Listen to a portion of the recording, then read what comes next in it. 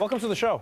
Good to be with you. This is so strange because we had your twin brother on the show, and so I feel like I met you on the show, but I haven't met you on the show.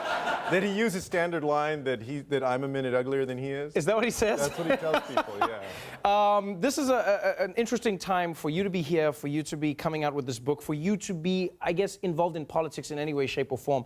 Let's start at the beginning, because that's where the book starts from, Waking Up from My American Dream. What does that mean to you? Why that title? Well, to me, it means that in each generation in my family, starting with my grandmother who came in 1922 from Mexico as an orphan, we found out that it's not enough in America to just work hard and for your family to work hard, that you also needed to work to improve society. My mother became a Mexican-American civil rights activist. She ran for city council in San Antonio when she was 23. In 1971, right. Tried to improve things for the community. And then my brother and I have always seen public service as a way basically to ensure that, that people that grow up in tough circumstances can achieve their American dream. It's also, I think, relevant today because what we see right now are young people across the country figuring out that they have a powerful voice. Right. Whether it's the March for Our Lives, students, or any number of other activists, young people are leading the way, pushing us to get better against an administration that is trying to take us backward. You were part of an administration previously that was beloved by many. You worked in a position at HUD, Housing and Urban Development. Ben Carson now has your job. When you see him now, do you go like, wow, I didn't realize how many naps I could take, or are you impressed with the work he's doing? Right. You know, I have gotten asked more about that $31,000 dining set than any HUD housing policy question in the last year. Because he bought expensive furniture. But what do you think what do you make of the job that he's doing right now? And more importantly, what do you think that job is supposed to be about? Well, the job is supposed to be about making sure that folks who are poor and who are middle class have housing opportunity. I mean, people, no matter where they live in the United States, can see that the rent is going up, going through the roof like crazy, right? And folks are having to spend more and more of their income just to pay the rent. At the same time, that department under that leadership doesn't have a commitment to the mission of HUD, to expanding that opportunity. The White House wanted to cut the budget by $6 billion.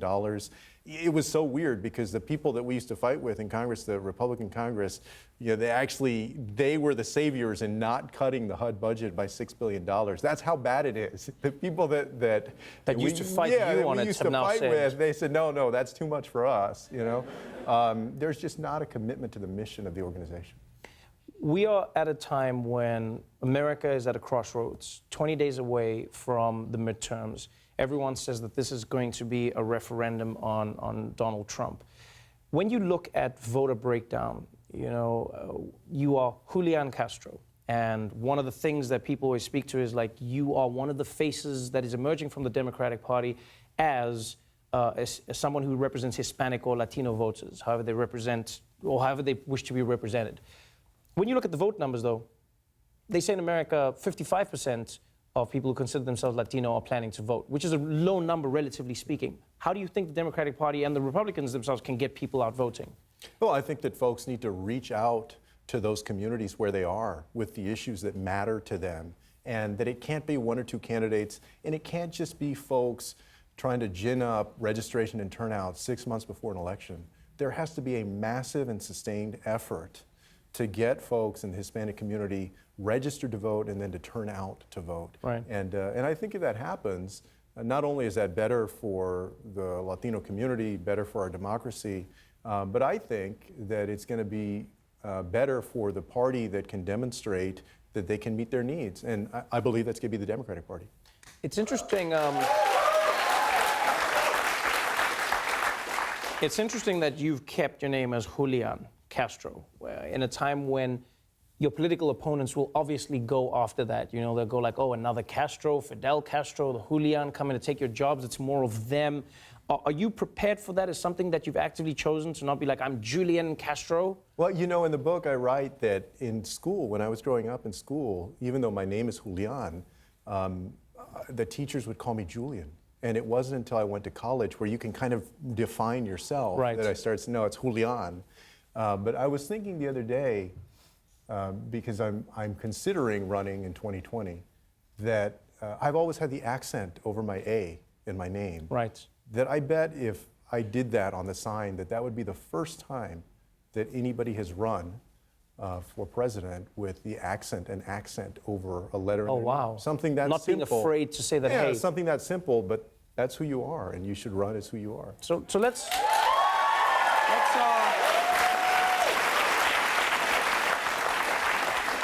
So let's talk about that little nugget that you just slipped in there. I will be running. I will be, and on Tuesday I will be running for president of the United States. I did not say that Very I would casual. be. Very casual. Very casual. I do that all the time. Yes, and so then I will be running for president of the United States. 2020 is on the horizon. People are looking, going, who will represent the Democratic Party? And right now it looks like there are 100 people in the running.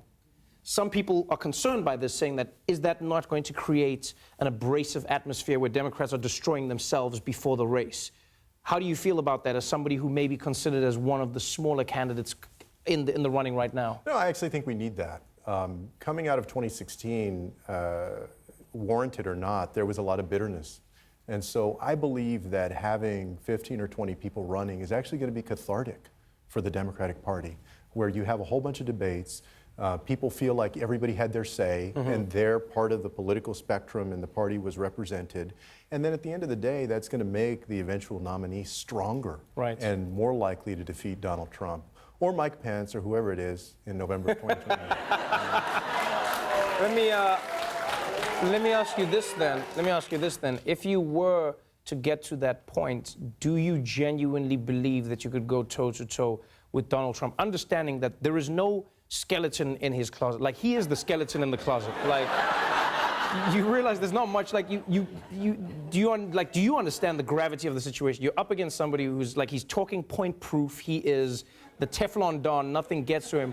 What do you think you would do differently in going up against Donald Trump? Well, I would say two things. That first of all, if I decide to run, I don't think that you're going to beat Donald Trump by trying to be Donald Trump. If I watch a lot of boxing. If you watch boxing or sports or other things, you see that oftentimes people that are considered invincible are not beaten by somebody that has exactly the same skill set. They're beaten by somebody that has a different style. But maybe more importantly, it's the folks who have been hopeful and optimistic and painted a strong vision for the future that, especially as Democrats, have prevailed. You think about in the modern era, Kennedy or Carter when he ran represented a break from scandal.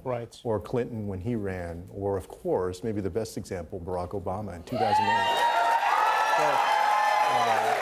So I think that the next nominee has to be able to stand up to Donald Trump and to call him out, but also to speak directly to the American people and offer a strong, hopeful vision for the future.